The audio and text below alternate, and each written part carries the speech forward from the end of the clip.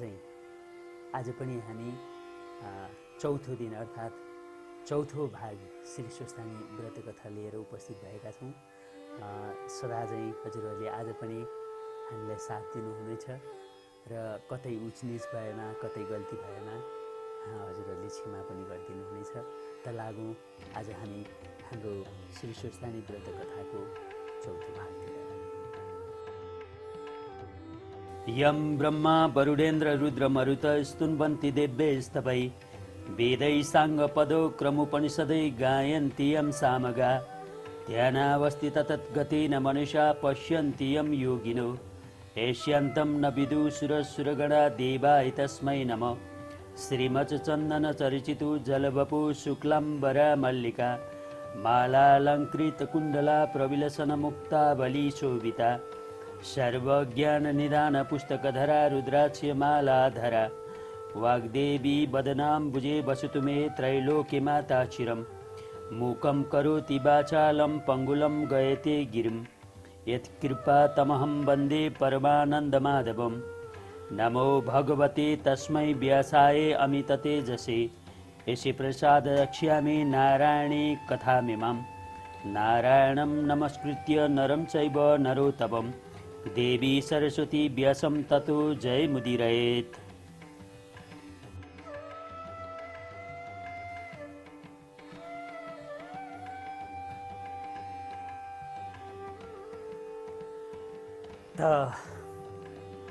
स्कन्दजी भन्नुहुन्छ, हे अगस्त्य मुनि, तहाँ उपरान्त कन्यादानको दिन भयो र विष्णुले महादेव आउनुहोला तनी भनी दक्ष प्रजापतिको घरमा जानुभयो। दक्ष प्रजापतिले पनि सम्पूर्ण सामग्री सहित विधिपूर्वक यज्ञ गरी कन्यादान दिन तयार भए। महादेव बिख भाङ धतुरो खाई मातिकन दक्ष प्रजापतिको घर जान बिर्सिरहे। तब विष्णुले महादेव भनी आउनु भएन, कन्यादानको बेला भयो। मेरो हातमा थापौँ भने महादेवलाई हुँदैन, अब कसो गरौँ भने चित्त आकुल गरिरहनु भयो। तहाँ उपरान्त महादेवले मनमा कन्यादान दिने त आज हो, विष्णु गए हुन्, बेला पनि भयो होला भनी सम्झेर वृद्ध सन्यासी भई चाँडै दक्ष प्रजापतिका घर जानुभयो। यज्ञशालामा नजिकमा खडा भए, हे विष्णु, हे दक्ष प्रजापति, म अति टाढादेखि आएँ, भोक लागिरहेछ, मलाई भिक्षा नदिई कन्यादान दिए। यसलाई फेरि सुन्नुहोस्। हे दक्ष प्रजापति, म अति टाढादेखि आएँ, भोक लागिरहेछ, मलाई भिक्षा नदिई कन्यादान दिए पनि श्राप गरौँला भने। यति सन्यासी रूप महादेवबाट आज्ञा भएपछि विष्णुले भन्नुभयो, हे भिक्षु, मेरो बेला बित्न लाग्यो, कन्यादान भइसकेपछि तिमीलाई भिक्षा दिउँला, अहिले म भएको ठाउँमा आइबस। पनि आफू बसेको ठाउँमा सिंहासनमा बसाए। महादेव कस्ता बेलामा आइपुग्नुभयो भने बिरणीले सुनका कमण्डलुले धारा गरी दक्ष प्रजापतिले सतीदेवीको हात यसलाई फेरि सुन्नुहोस्। दक्ष प्रजापतिले सतीदेवीको हात समाती सुम्पन लाग्दा, यस्ता बेलामा पुग्नुहुँदा विष्णुले आफ्नो मायाले छोपी दक्ष प्रजापतिका आँखा छली सतीदेवीको हात सन्यासी रूप महादेवको हातमा पारिदिए। त्यो देखि दक्ष प्रजापतिले बडो विषाद गरी भने, हे पापिष्ट विष्णु, तिमी कपटी रहेछौ, तिम्रो विश्वासमा पर्दा मेरी पुत्री सतीदेवी यो अवस्थामा परी। यति दक्ष प्रजापतिले भनेको सुनि केही उत्तर नदिकन सतीदेवीको हात महादेवको हातमा पारिदी अब म जान्छु भनी सन्यासी रूप महादेवसित विदा भई वैकुण्ठमा गए। विष्णु गएपछि दक्ष प्रजापतिले सतीदेवीसित भने, हे पुत्री सतीदेवी, क्षमा गर्नुहोला, पापिष्ट विष्णुले छल्दा यस्तो भयो। वृद्ध सन्यासी स्वामी पाइस् तै पनि सन्देह नगर, तेरा हामी छौँ, तलाई हामी पालौँला, अहिले त्यसैसँग जा। यति आफ्ना पिता दक्ष प्रजापतिले भनेको सुनि बहिनीहरूले देवता स्वामी पाएको सम्झी सतीदेवीले म धिक्कार रहेछु भने बडो विषाद गरी रुन लागिन्। फेरि मेरो कर्ममा यस्तै लेखेको रहेछ, अब रोई के गरौँ, कस्तै भए पनि बाबा महातारीले दिएका मेरा स्वामी यिनै हुन् भनी धैर्य भइन्। त्यहाँ पछि सन्यासी रूप महादेव सतीदेवीसित कुरा गर्न लाग्नुभयो, हे स्त्री, अब यहाँ बसी के गर्नु छ, आफ्नो घर जाउँ, तेरा बाबा महातारीसित बिदा हो।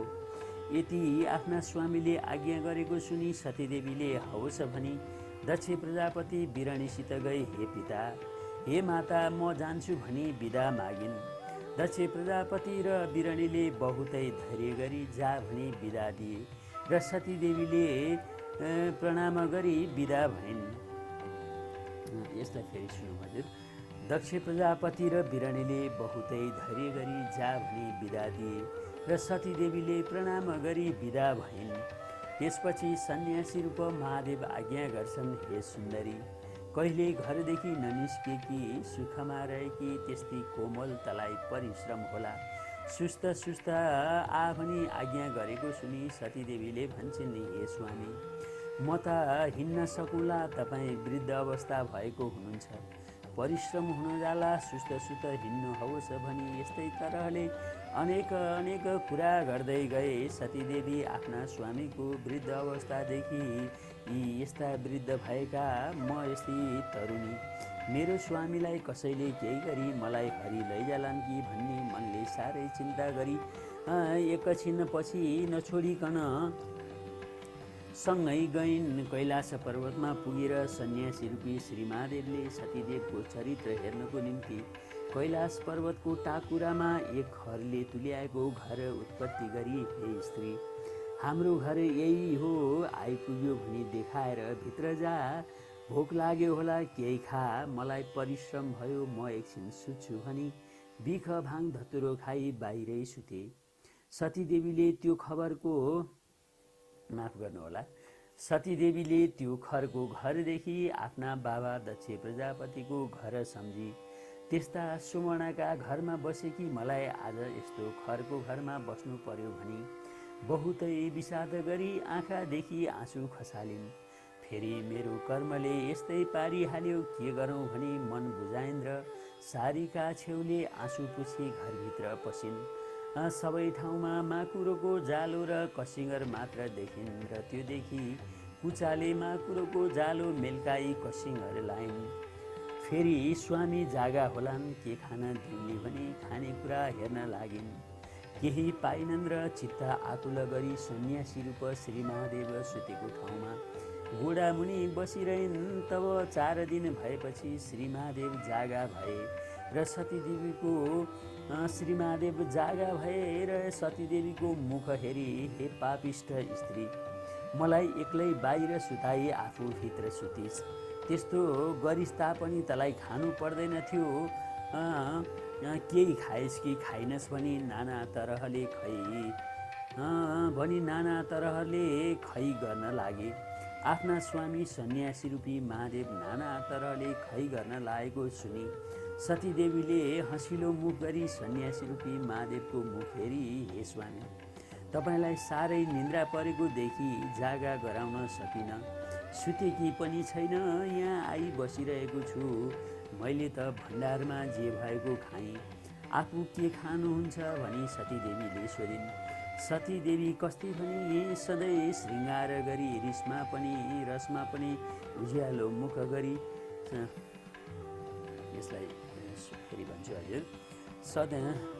सतीदेवी कस्ती भनी सधैँ श्रृङ्गार गरी रसमा पनि उज्यालो मुख गरी स्वामीकै भक्तिमा चित्त लगाइरहन्थिन्। यति सतीदेवीले भनेपछि यहाँ के थियो र खाइ होली भने करुणामूर्ति सन्यासी रूप महादेवलाई अति करुणा भयो र, हे प्रिय, हाम्रो घर यो होइन, त्यो खरको भित्तो च्याती भित्र गई हेर भने र सतीदेवी भन्छन्, हे स्वामी, भएको घर नासी, नभएको घर कहाँ हेर्न जाउँ। फेरि बनाउनु पर्यो भने तपाईँ वृद्ध अवस्था भएका म स्त्री जाति को बनाइदेला। यति सतीदेवीले भनेको वचन सुनि सन्यासी रूप महादेव उठी खरको भित्तामा लात्ताले हानी मिल्काए र कैलाशको दर्शन दिए। मणिमाणिक नाना रत्नले जडाउ गरेको सुवर्णले बनाएको घरदेखि सतीदेवी खुसी भई, मेरा बाबा दक्ष प्रजापतिको घरभन्दा अति सुन्दर यो घर कसको होला भन्ठानिन् र सन्यासी रूपी महादेवले सतीदेवीलाई आफ्नो रूप दर्शन दिनलाई चोकमा डाकी लगे हे स्त्री। यसलाई फेरि भनौँ है, यसलाई फेरि सुन्नु होला। मणि माणिक नाना रत्नले जडाउ गरेका मणि माणिक नाना रत्नले जडाउ गरेको सुवर्णले बनाएको घरदेखि सतीदेवी खुसी भई मेरा बाबा दक्ष प्रजापतिको घरभन्दा अति सुन्दर भो, यो घर कसको होला भन्ठानिन् र सन्यासी रूपी महादेवले सतीदेवीलाई आफ्नो रूप दर्शन दिनलाई चोकमा डाकी लगे हे स्त्री। चौकाका माझमा गाईका गोबरले मण्डलाकार गरी पोतिदिए भनेर सतीदेवीले हवस भने पोतिदिन्। सन्यासी रूपी महादेवले पोतेको ठाउँमा गई निर्मल स्फटिक जस्तो वर्णको विश्वम्भर मूर्ति भई दर्शन दिँदा भए। तब सतीदेवीले मनमा आनन्द मानी आँखादेखि हर्षका आँसु बगाई म धन्य रहेछु जगदीश्वर श्री महादेव स्वामी पाएँ भनी फूलका माला गलामा पहिराई 3 फेरा परिक्रमा गरिन्। ता उपरान्त ती शिवशक्ति स्वरूपले रहँदा भए।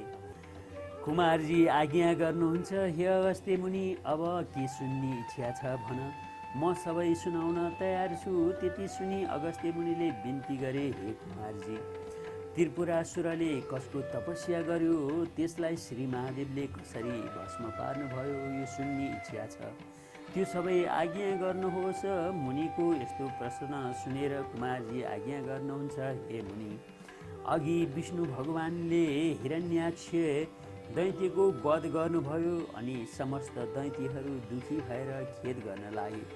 तब मय नामको दैत्यले मनमा विचार गर्न लाग्यो, जस्तो कामदेव नहुँदा रति भइन् त्यस्तै त्यो दानवराज मय पनि भयो।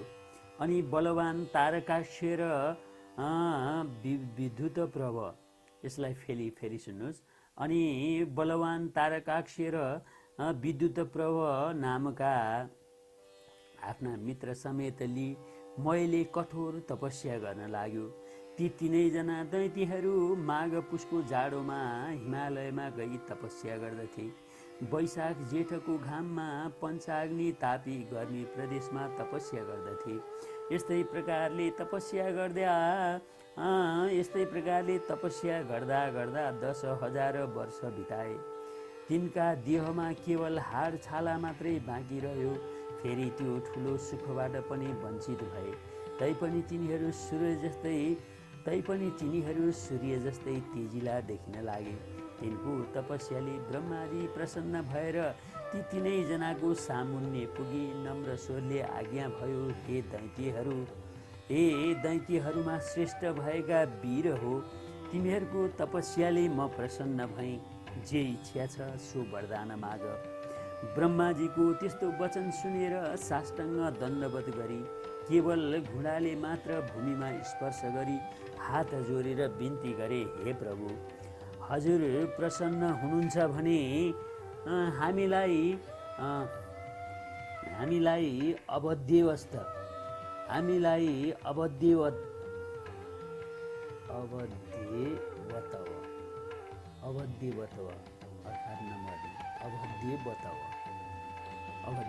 है त।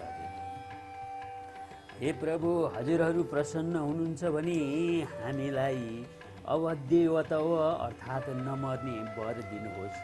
बल पराक्रम पनि ठुलो होस्। फेरि विमान समान जो हामी 3 पुर बनाउने छौँ त्यसमा मनुष्यको गति नहोस्। हामी ठुला बलवान हौँ, यही वरदान दिनुहोस्। ती दैत्यहरूले त्यस्तो वर मागेको सुनि ब्रह्माजी आज्ञा गर्नुहुन्छ, हे दैत्य हो, त्यस्तो अवध्य वर दिन म असमर्थ छु। मृत्युको अवकाश राखेर अर्को वर माग, म दिन्छु, यसमा अन्यथा नमान। ब्रह्माजीको त्यस्तो आज्ञा सुनेर मैले फेरि बिन्ती गर्यो, हे प्रभु, अघि मैले भने जति सबै कुरा होस्। मृत्युलाई ती मैले बनाएका पुरहरू एकै स्थानमा रहने छैनन्।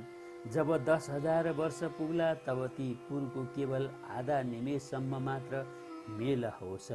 र त्यही आधा निमेषभित्र जो एक बाणले ती तीनै पुरलाई नष्ट गर्न सक्छ, त्यही पुरुषले हामीलाई मार्न सकोस्। मयका यस्ता वचन सुनेर तथास्तु भनी ब्रह्माजी आफ्नो लोकतर्फ जानुभयो। तब त्यो मय दानवले संसार नै बसमा पार्ने इच्छा लिएर आदि कल्पमा 3 पुरको रचना गर्दो भयो।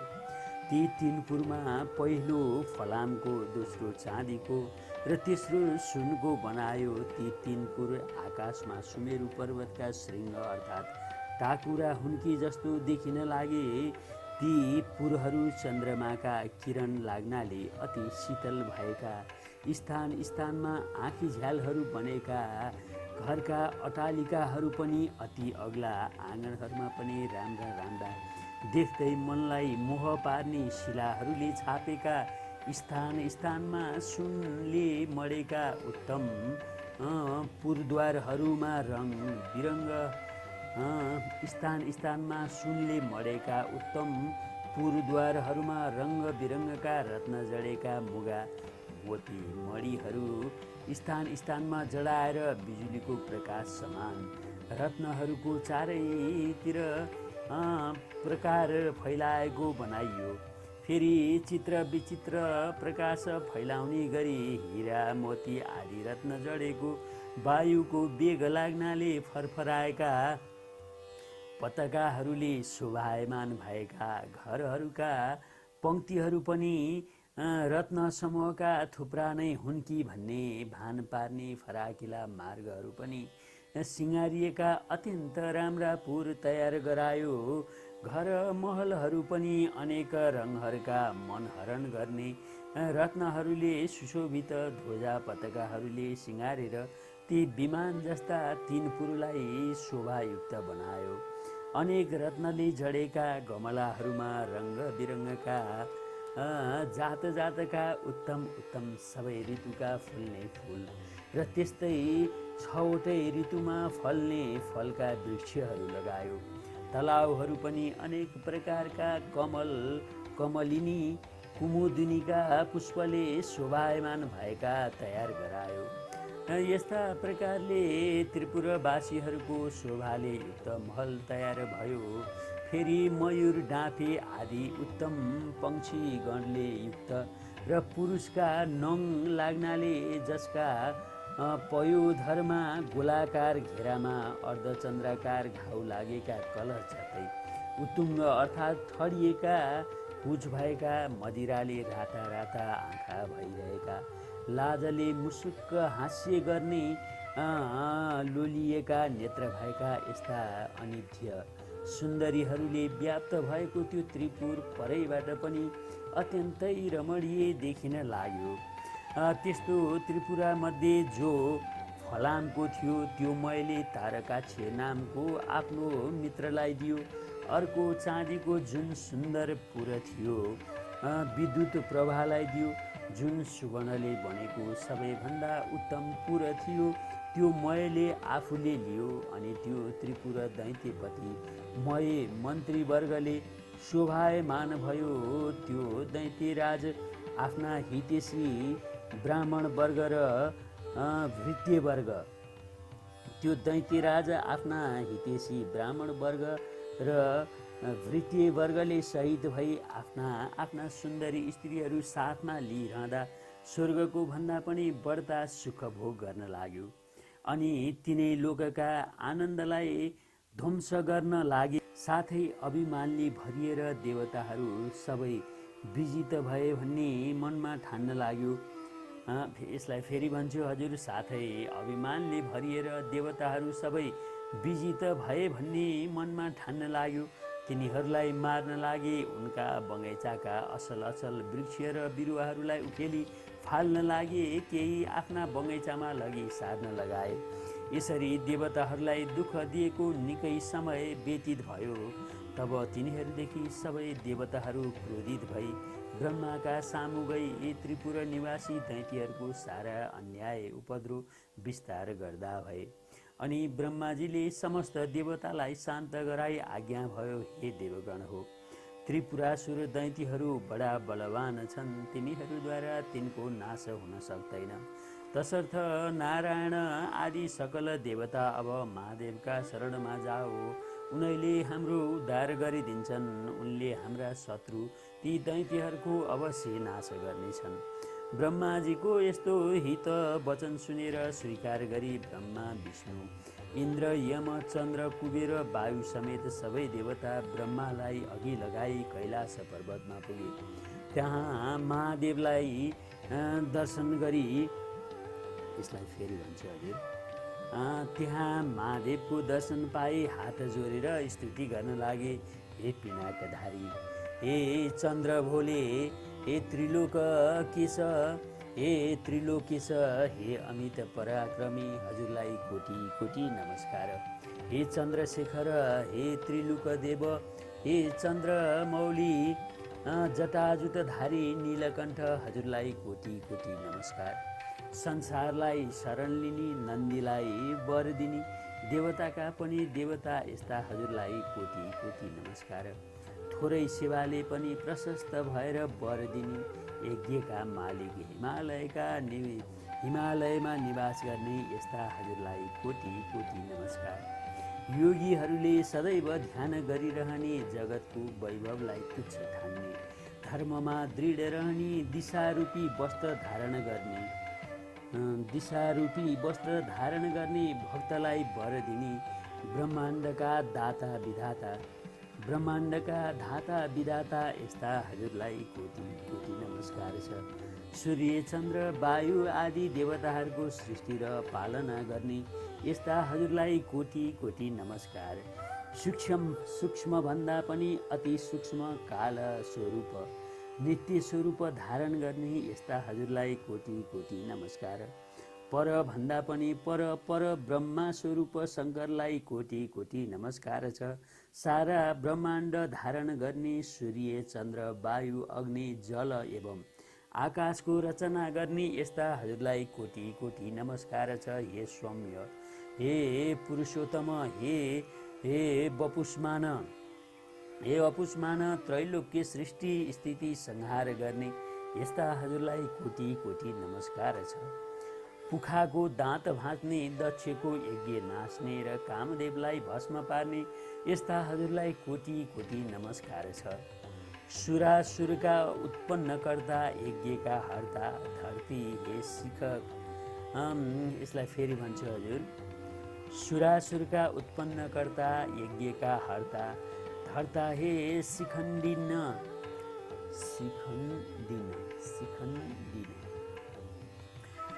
धर्ता, सुरासुरका उत्पन्नकर्ता, यज्ञका हर्ता, धर्ता हे शिखण्डिन, हे नीलकण्ठ, हजुरलाई कोटि कोटि नमस्कार छ। निरन्तर सुधा स्वरूप, पार्वतीका भर्ता, गणेश कुमारका पिता, हजुरलाई कोटि कोटि नमस्कार छ। सदा मोक्ष रूप वरदान दिने, हे विश्वेश्वर, हे ब्रह्मात्मन, हे वरदाता, हजुरलाई कोटि कोटि नमस्कार छ। हे योगेश्वर, हे चण्डीश्वर, हे रुद्र, हे सर्व, हे शम्भो, हे भीम, हे ईश्वर, हजुरलाई कोटि कोटि नमस्कार छ। हामीदेखि प्रसन्न हुनुहोस्। देवताहरूले कातर भएर यस्तो स्तुति गरेको सुनि तिनका मनको भाव जानी शिवले आज्ञा गर्नुभयो, हे देवता हो, जे इच्छा छ सो वर माग, मैले नदिने संसारमा केही वस्तु छैन, म इच्छा पूर्ण गर्न तयार छु। जे इच्छा छ निशङ्क भएर माग। महादेवको यस्तो आज्ञा सुनि प्रसन्न भएका देवताले विनम्र स्वरमा बिन्ती गरे, हे प्रभु, ब्रह्माको वरले उन्मत्त भएका मय आदि दानवले हाम्रो उर्वशी, मेनका आदि अप्सराहरू बल जफत लुटेर लगे। नन्दनवनका असल असल बोट बिरुवा पनि कति उखेलेर नासे, कति आफ्नो घरमा उसारे। देवताको नाश गर भन्दै हामीलाई अनेक तरहको कष्ट दिइरहेका छन्। अमरावतीबाट पनि निकाल्यो भगवान ती दैत्यको संहार गर्न। ब्रह्मा विष्णु पनि समर्थ छैनन्, हे ईश्वर, अब जसरी हामी देवताहरूको भलो हुन्छ सोही वरदान बक्सियोस्। त्यति सुने शिवजीले फेरि भन्नुभयो, हे देवता हो, तिमीहरू मेरो रुद्र तेजको एक अंश धारण गरी रुद्र तेजोमय रूपले ती दानवहरूको संहार गर। शिवजीको त्यस्तो वचन सुनि देवताहरूले फेरि बिन्ती गरे, हे भगवान, हामी हजुरका तेजको 1000 अंशको एक अंश पनि धारण गर्न समर्थ छैनौँ भने रुद्र तेज धारण गर्ने कुरा त परै रहोस्, हेर्ने शक्तिसम्म पनि हामीमा छैन। हे प्रभु, हामी उप प्रसन्न भएर त्यो अझै त्रिपुरासुरलाई स्वयं संहार गरी बस्नुहोस्। ब्रह्माजीको वरदान अनुसार दिव्य 10,000 वर्ष बितेपछि आधा निमेषको ती त्रिपुरको मिलन हुनेछ। त्यही आधा निमेषभित्रमै त्यो त्रिपुरलाई जसले एकै बाणले भस्म पार्ला उसैद्वारा ती दैत्यहरूको संहार होला, अन्यथा तिनको मृत्यु हुने छैन। हे शशिशेखर, हामीदेखि प्रसन्न भई त्यो पापिष्ट त्रिपुरासुरको नाश गरिदिई बक्सियोस्।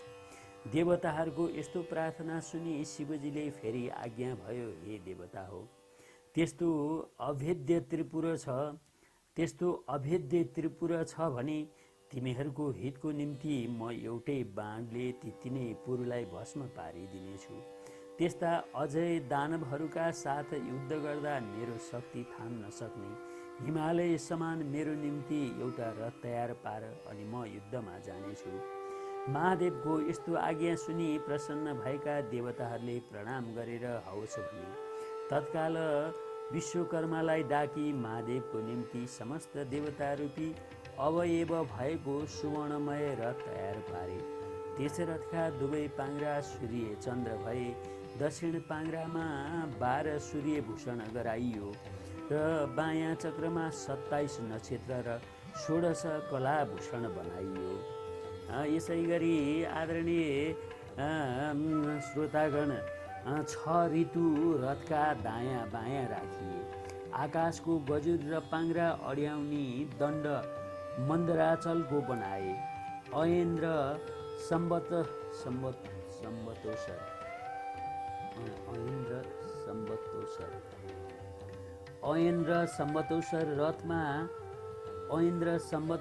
रथका वेग भए। 4 समुद्र रथका कुण्डलिका भए। गङ्गादि समस्त तीर्थ राम्रा राम्रा वस्त्र आभूषण पहिरी स्त्री रूप धारण गरेर हातमा चम्मरली रथमा उभिए। सारथी स्वयं ब्रह्माजी बने। ब्रह्मा स्वरूप ओमकारको कोरा बनाएर विन्ध्याचलको छत्र निरूपण गरे। मन्दराचलको पास्रो दण्ड बनाए। सरस्वती घण्ट भइन्। श्री नारायण अग्निबाणको टुप्पो भए। 4 वेद नै 4 घोडा भए। ताराहरू घोडाको गहना भए। हे अगस्त्य मुनि, यसरी समस्त वस्तु त्यस रथमा अवयव भए। यसरी जब धनु बाण सहित रथ तयार भयो तब पृथ्वी र आकाश कम्पित पार्दै भगवान शिव त्यस रथमा आरूढ हुनुभयो। त्यस रथका अघिपछि शिवका गणहरू शङ्कुकर्ण, चण्डेश्वर, गणेश, नन्दी आदि प्रमथ गणहरू शूल, पटिसा आदि अनेक शस्त्र अस्त्र लिएर शङ्ख, भेरी, मृदङ्ग आदि बाजा बजाउँदै महादेवमाथि अनेक थरीका पुष्पको वर्षा गराउँदा भए। त्यस बेलाको रुद्र तेज सहन नसकी समस्त देवता मोहमा प्राप्त भए। महादेवले देवताहरूको त्यस्तो स्थिति देखि आफ्नो तेज खिची केही कम गर्नु पर्नु महादेवले देवताहरूको त्यस्तो स्थितिदेखि आफ्नो तेज खिची केही कम पार्नुभयो र अनि यसलाई फेरि सुन्नुहोस्। महादेवले देवताहरूको त्यस्तो स्थितिदेखि आफ्नो तेज खिची केही कम पार्नुभयो। अनि देवताहरू रुद्र तेज सहन गर्नमा किञ्चित समर्थ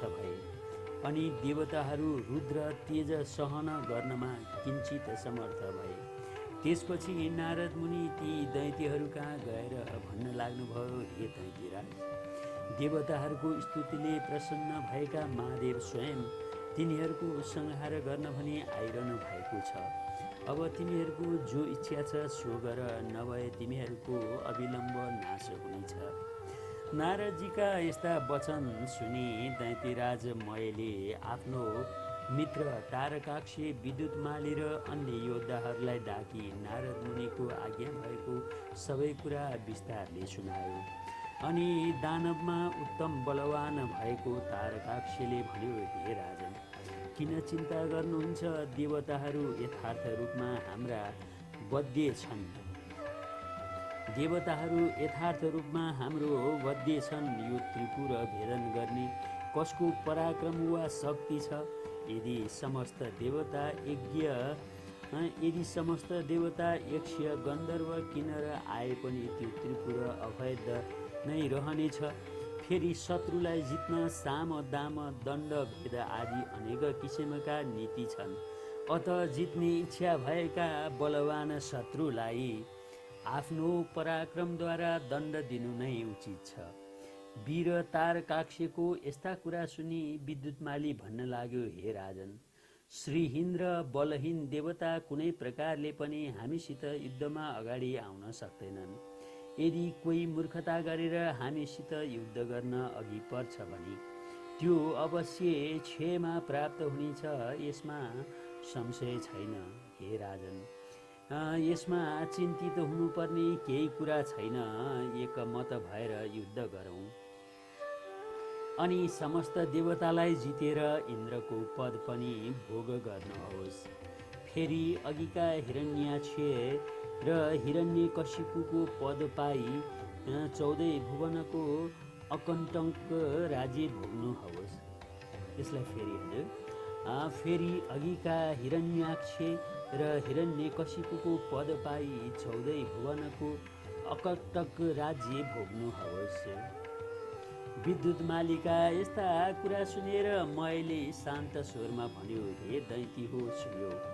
अब हाम्रो नाशको बखत आइपुग्यो। यति भनेर देश कम्पित पार्दै र शिर हल्लाउँदै फेरि भन्न लाग्यो, जो शत्रु आफूभन्दा बलियो वा निर्बल छ भने त्योसित साम दाम दण्ड भेद आदिको नीतिको प्रयोग गर्न सकिन्छ।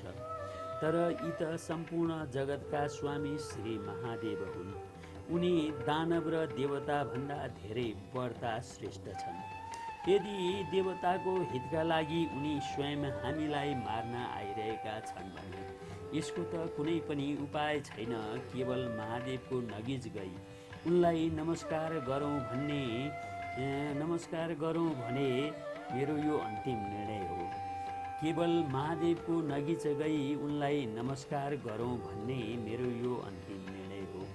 यदि हामी उद्दण्ड झैँ कठोरता धारण गरेर उनका सामु युद्ध गर्न गयौँ भने केवल उनको दृष्टिगत अर्थात् हेराइ मात्रले नै भस्म हुनेछौँ। ब्रह्मादि देवता पनि दुखी भएर जसका शरणमा जान्छन्, आज उनै ईश्वर हाम्रो नाश गर्न आइरहेका छन् भने हाम्रो के गति होला भन्न सकिन्न। जो क्षण मात्रामा सम्पूर्ण सृष्टि पालन र नाश गर्न सक्छन्। फेरि जो जगतका कारण र मुक्तिदाता पनि हुन्, ती महादेवसित युद्ध गरेर हामी कसरी जित्ने आशा गर्न सक्छौँ? हे वीर हो, हाम्रो विधिहीन तपले के हुन सक्छ?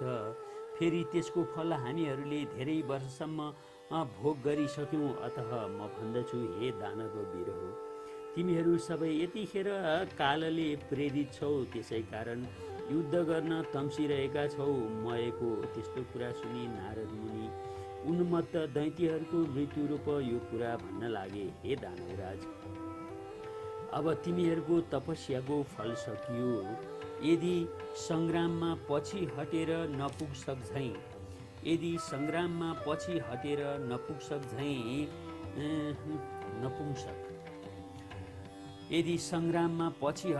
नपुंसक झैँ देवताहरूको शरणमा जानुभन्दा त सङ्ग्राममा लडी वीरगति पाउनु नै उत्तम ठान्दछु। यदि शिवका हातबाट मर्न पायो भने उनका प्रमथ गणको अधिपति पनि हुन सक्दछौ। सङ्ग्राम नगरेर शरण पर्न गयो भने पनि देवताको हितका लागि तिमीहरूलाई नमारी छाड्ने छैनन्। फेरि दानवहरूका राजा वीर पराक्रमी भएर पनि कायरतातिर लाग्नु उचित छैन। कायरदेखि शिवजी प्रसन्न हुँदैनन्, बरु युद्धमा पराक्रम देखाउने वीरदेखि प्रसन्न हुनेछन्। अत किन नलड्ने, अवश्य लड। यदि संयोगले जित्यो भने तिनै लोकको सुख भोग गरौला। नारद मुनिका यस्ता कुरा सुनेर तारकाक्ष र विद्युतमाली दानवहरू आयुष्य क्षीण भइरहेका हुनाले भन्न लागे। नारद मुनिका यस्ता कुरा सुनेर तारकाक्ष र विद्युतमाली दानवहरू आयुष्य क्षीण भइसकेका हुनाले नारद मुनिका यस्ता कुरा सुनेर तारकाक्ष र विद्युतमाली दानवहरू आयुष्य क्षीण भइसकेका हुनाले भन्न लागे, ठिक हो, उत्तम हो, नारदजीले आज्ञा भएको उचित हो। दानवराज मयले पनि आफ्ना सहयोगीहरूको कुरा सुने। अब समस्त दानव वंशको संहार हुने समय भयो भने जानी समर्थ गरे। यसलाई फेरि, दानवराज मयले पनि आफ्ना सहयोगीहरूको कुरा सुनि। अब समस्त दानव वंशको संहार हुने समय भयो भन्ने जानी समर्थन गरे।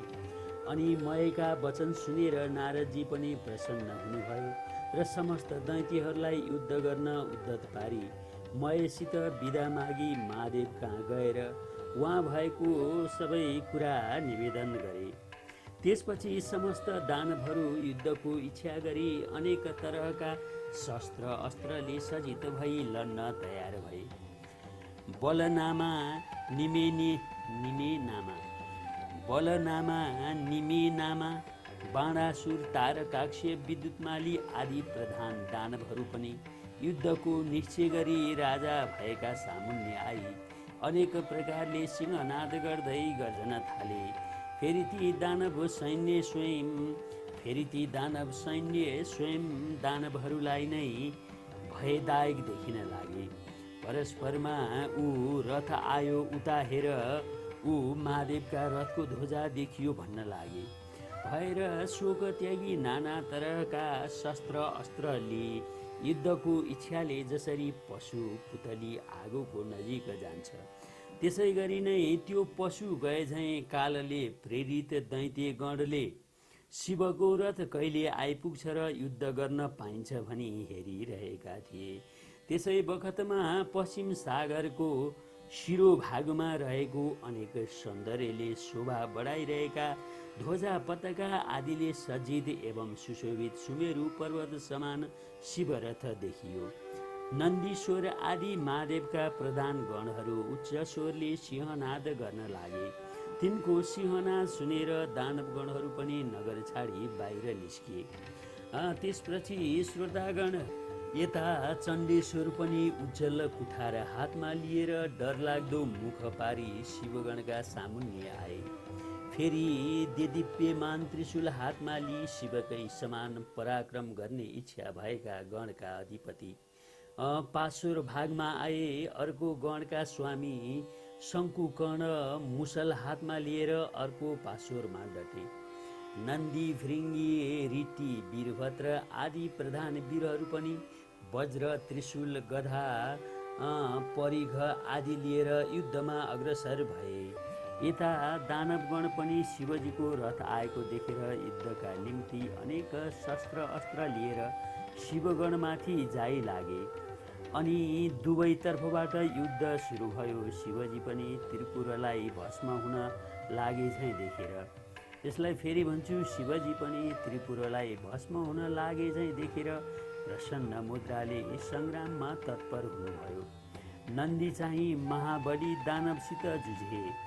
भृङ्गीले 10 बाणद्वारा विद्युत प्रवाहलाई भेदन गरे, तर राता नेत्र पारेर अनेक शिलाले ठोक्दा पनि उसलाई केही हानि गर्न सकेनन्। तब सृष्टि र ऋतिले त्यस दैत्यका पृष्ठ देशमा प्रहार गरे। अनि उसले पनि सर्प झैँ निश्वास फेर्दै ठुलो शूलले भृङ्गी र ऋतिलाई मर्ममा प्रहार गर्यो।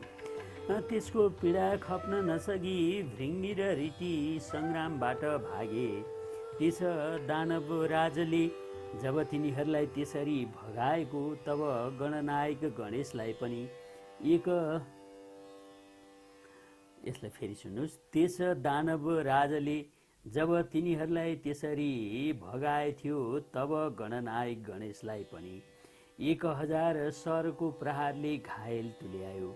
फेरि 63 र 10 बाण थपेर गणेशको सर्वाङ्गमा घाउ गरायो। बैरीको त्यस्तो अदम्य साहस देखेर गणेशजी पनि रिसाई सुड लामो पारेर त्यस दानवको घाँटीमा बेरी बेसोरी निमोठी।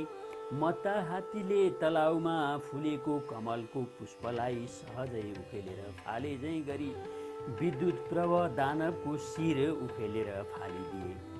अनि गिँडबाट छुट्टिएको उसको शिर सरोवरबाट छुट्टी हात्तीका दाँतमा अड्केको कमलको पुष्प झैँ शोभित भयो।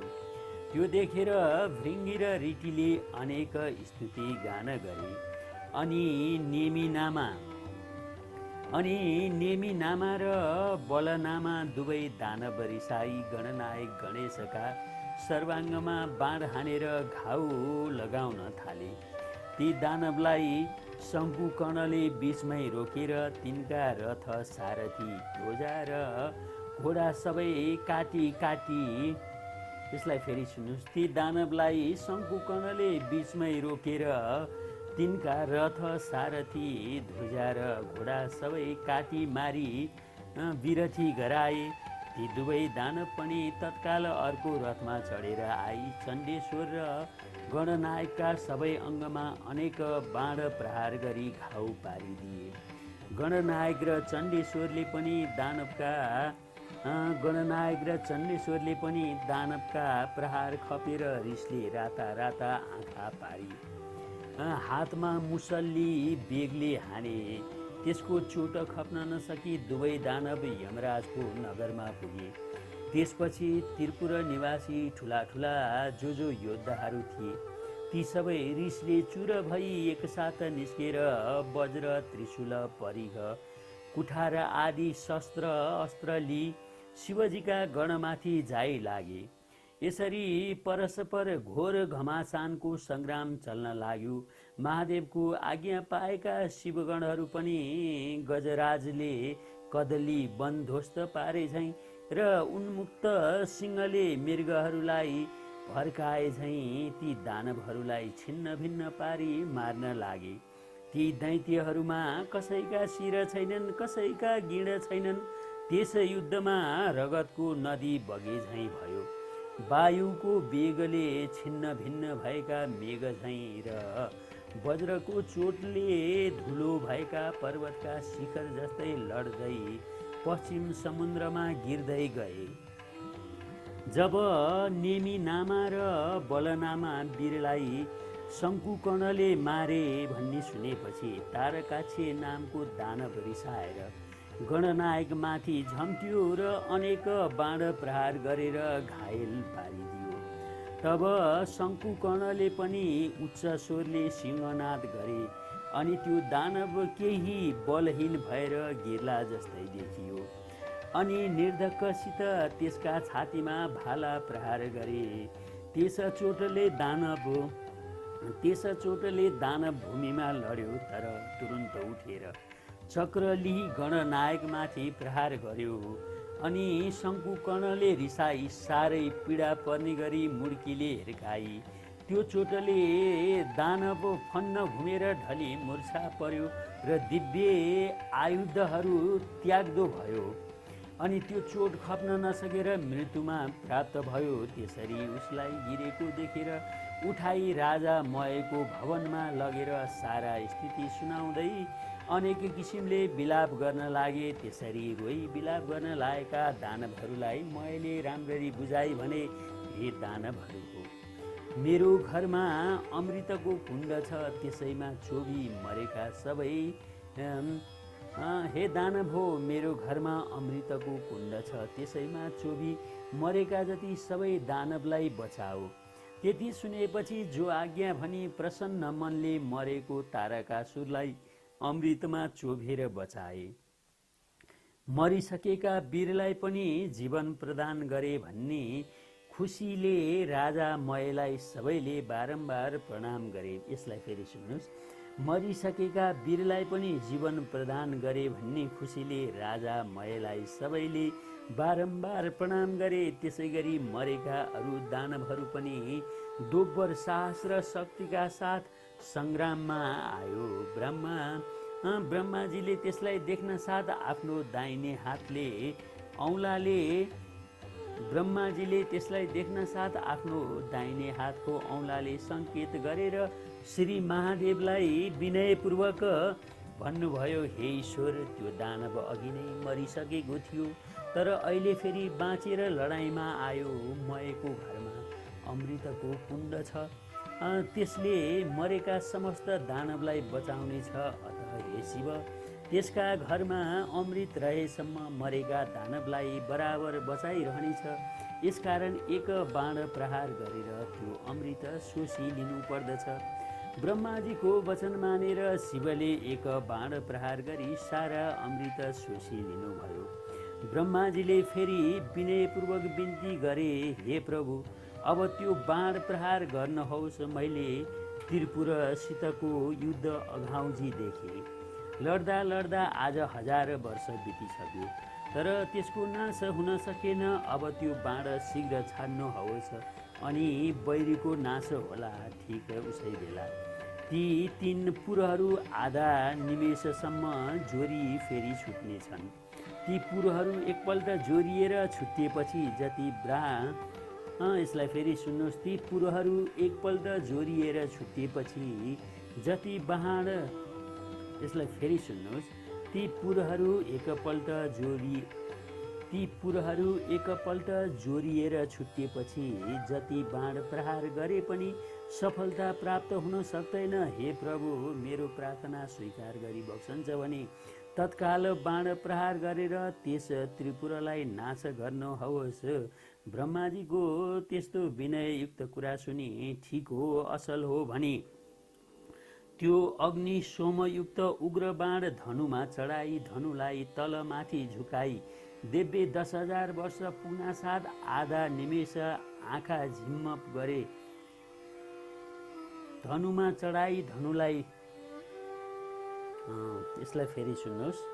ठिक हो, असल हो भनी त्यो अग्नि सोमयुक्त उग्र बाण धनुमा चढाई धनुलाई तलमाथि झुकाई दिव्य 10,000 वर्ष पुग्न साथ आधा निमेष आँखा झिम्म गरेर उघारे जति समयको लागि त्रिपुर जोरियो।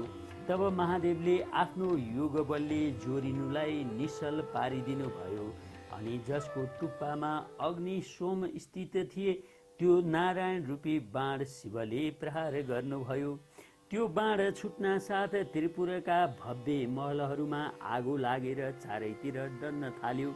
धिक्क धिक्क, कष्ट कष्ट भन्ने शब्द सुनिन लाग्यो।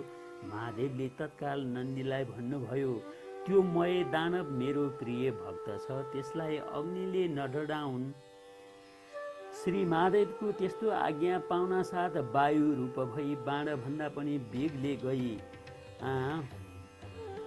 श्री महादेवको त्यस्तो आज्ञा पाउन साथ वायु रूप भई बाण भन्दा पनि वेगले गई मयको घरमा नन्दीले देखे।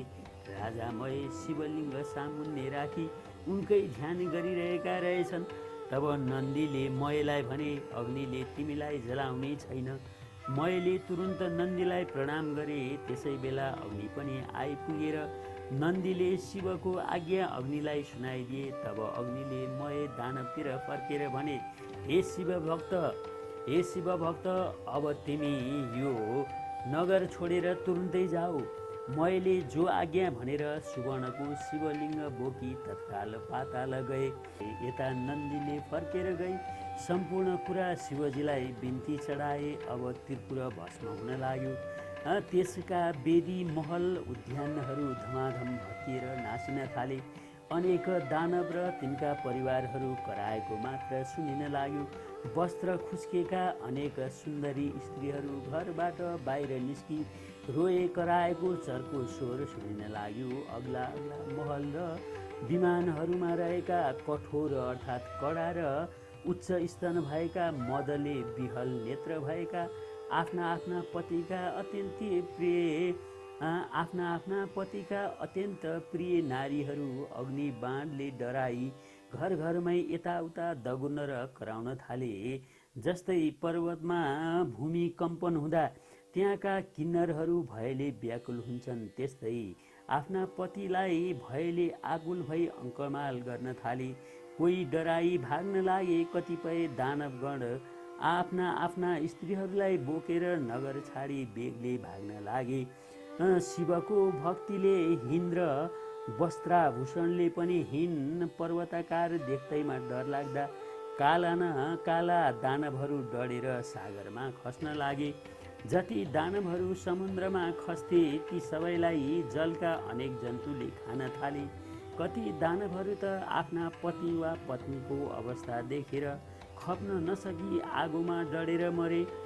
रतिका अन्तमा खेदित भएका तर तुरुन्त कामले पीडित भई प्रियाका साथ जाउँ भन्ने इच्छा भएका ती कति यसलाई फेरि सुन्नुहोस्। रतिका अन्तमा खेदित भएका तर तुरुन्त कामले पीडित भई प्रियका साथमा जाउँ भन्ने इच्छा भएका ती कति दैत्यहरू भारिया सहित अग्निमा डढेर मरे। कोही समुद्रमा हाम फाली जल जन्तुको भोजन भए, कोही डढेर कोही भाग्दा लडेर स्वाहा भए। यस प्रकारले त्यो अमोध अग्नि सोमयुक्त बाणले त्रिपुर भस्म पारी शेख नगर समुद्रमा डुबाई फेरि भगवान शिवको हातमा आइपुग्यो। त्यस्ता प्रकारले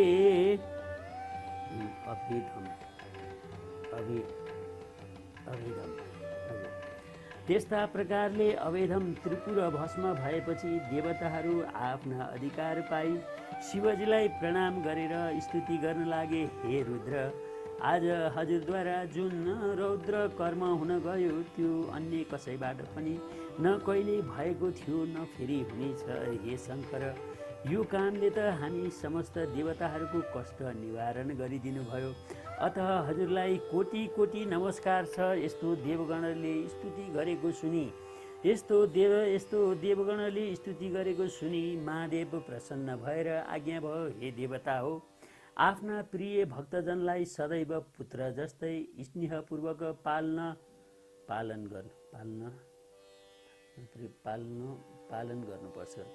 हे देवता हो, आफ्ना प्रिय भक्तजनलाई सदैव पुत्र जस्तै स्नेहपूर्वक पालन गर्नुपर्दछ। आज त्रिपुरावासी दानवहरूको संहार हुन गएकोले तिनीहरूको इच्छा पूर्ण भयो। अब तिमीहरू खुसी साथ आफ्नो आश्रममा जाओ।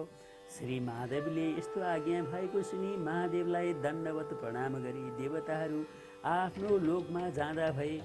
देवताहरू गएपछि नन्दी भृङ्गी भूत प्रेत पिशाच डाङ्किनी साङ्किनी सहित भएर शिवजी कैलाशपुरी पाल्नुभयो। हे अगस्त्य मुनि, यो सहसा कसैले वर्णन गर्न नसकिने त्रिपुर दाह मैले सुनाएँ। जो शिवभक्त खुसी साथ यो कथा सुन्ला वा सुनौला त्यो समस्त पापबाट मुक्त भएर मरेपछि शिवको पार्षद भएर सधैँ कैलाशमै बस्न पाउनेछ। इति श्री स्कन्द पुराणे केदारखण्डे माघमात्मे कुमार अगस्त्य संवादे त्रिपुर दाह वर्णनम नाम चतुर्थो अध्याय। उपनयेतु मङ्गलं वः सकल जगन मङ्गलालय श्रीमन् दिनकर किरण निबोधित नवनलिन्दल विवेक्षण कृष्ण काले वर्षन्तु पर्जन्ये पृथिवी शशिशालिनी देशोऽयं क्षोभरा हेतु ब्राह्मणा सन्तु निर्भया अपुत्रा पुत्रिणा सन्तु पुत्रिणा सन्तु पौत्रिणा निर्धना साधना सन्तु जीवन्तु शरदां शतम्। तत्रैव गंगा यमुना च तत्र गोदावरी सिन्धु सरस्वती च तीर्थानि सर्वाणि वसन्ति तत्र यत्राच्युतोद्धार कथा प्रसंग। या कुन्देन दुतुसार हार धवला या शुभ्र वस्त्रावृता या वीणा वरदण्ड मण्डितकरा या श्वेत पद्मासना या ब्रह्माच्युत शंकर प्रभृति देवै सदा वन्दिता सामां पातु सरस्वती भगवती निशीथ जाड्यापः। कायेन वाचा मनसेन्द्रियैर्वा बुद्ध्यात् मना वा प्रकृति स्वभावत् करोमि यदत् सकलं परस्मै नारायणाय इति समर्पयामि। श्रीशोस्तानि परमेश्वरीं नमः।